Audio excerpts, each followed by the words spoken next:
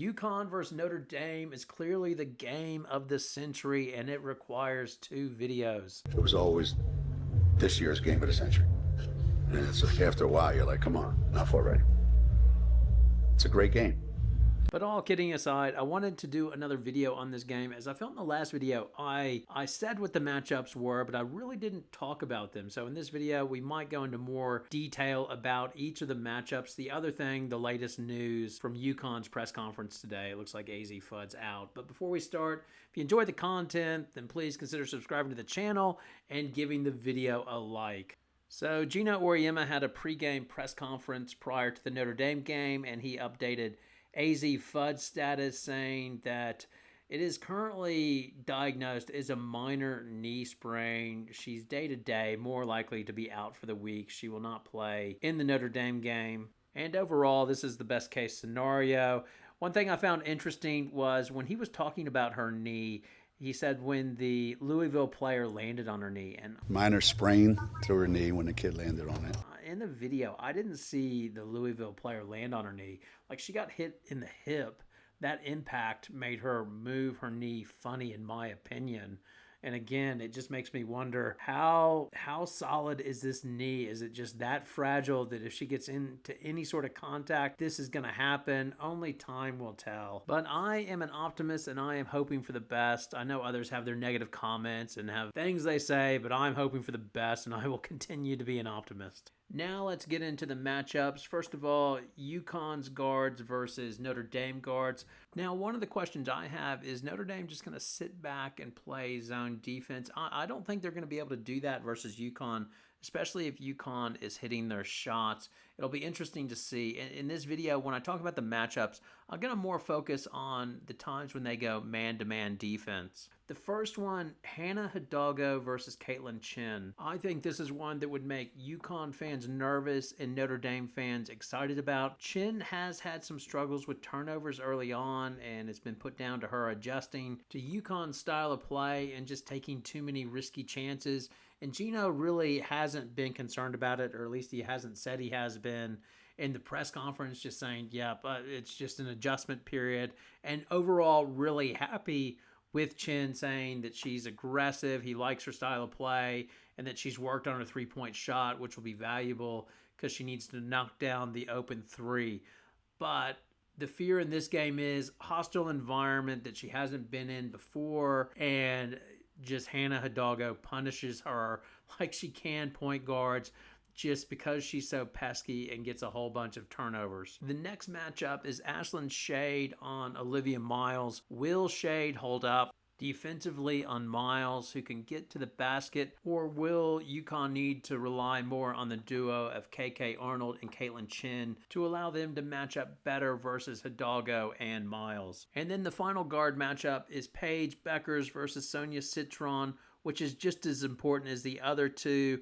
In my last video, I probably didn't mention what a great job Citron did on Juju Watkins. Citron's height, she's 6'1", allows her to match up quite nicely with Paige Bueckers, and it helps Citron versus Juju Watkins. She made Juju work for all of her shots. Like, there's one where she came back and blocked a shot, and then she would have help. When Prosper was on the floor, it was clearly the idea, we're not letting Juju Watkins get to the basket. And it'll be interesting to watch how much doubling up Notre Dame does on Paige Bueckers. Now, with Bueckers, her game will be interesting versus Notre Dame.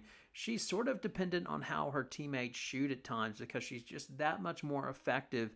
Like in Louisville, she did not shoot the ball well, but it didn't matter because all of her teammates were shooting the ball so well, and she was taking gravity as they were guarding her, and she gets the ball to the right place. It is interesting, with Caitlin Clark gone, Bueckers is now this year's polarizing player. If you like Paige Bueckers like me, you say, man, she's an efficient monster, does everything right, and I'd like that player on my team. If you're not a Paige fan, you say, she's a fifth-year senior. She's been around too long. It's an adult playing with kids, and she's overrated. Now, I choose to avoid these arguments because I find it's like religion. You're not going to convince anybody one way or another. I could show you the Paige Bueckers shot chart and just how ridiculously efficient she is on all three levels, but people aren't going to care about that.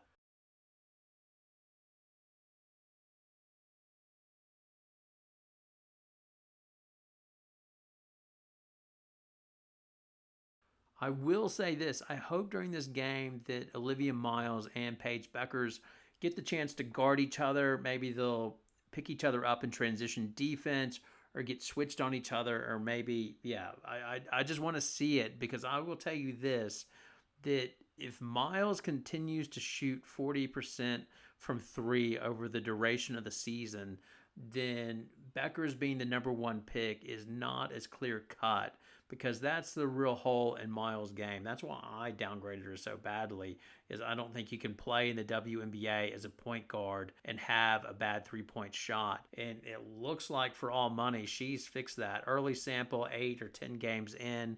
But yeah, if she stays in the high 30s or 40%, that'll be interesting to see if Paige Bueckers is able to get to LA based on Miles going to Dallas potentially. As if Dallas knows that she does not want to go there, could Kurt Miller, the new GM of Dallas, try to squeeze LA and say, yeah, we'll give you the number one pick so you can take Paige, but you've got to either give us Rakia Jackson or Cameron Brink. But I digress, as April will come around soon enough. Now we'll take a look at the matchups in the front court, and this will dictate whether Notre Dame is going to be able to play some man-to-man defense or not. If they're getting crushed inside, then obviously they'll zone up, and a lot of that has to depend on how does King hold up versus Sarah Strong.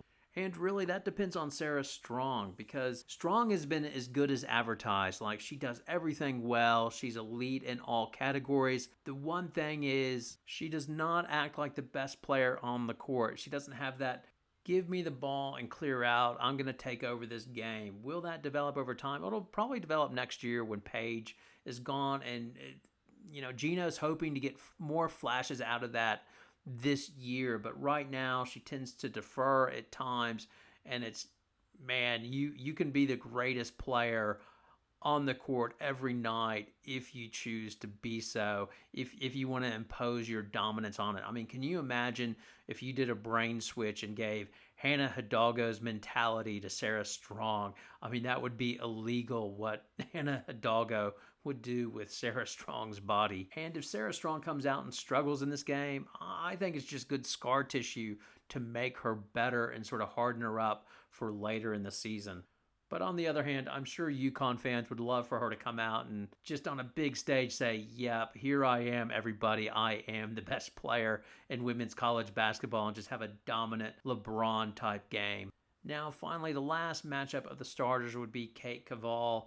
The question is, how will Ice Brady hold up to Caval, and can Caval stay out of foul trouble? Because that's big impact on Notre Dame if she gets in foul trouble, because they're just not as good when she's off the court. If Brady struggles with Caval, then obviously they will go to Jana El-Alfi and hope that El-Alfi does not get in foul trouble, and it'll just be big on big.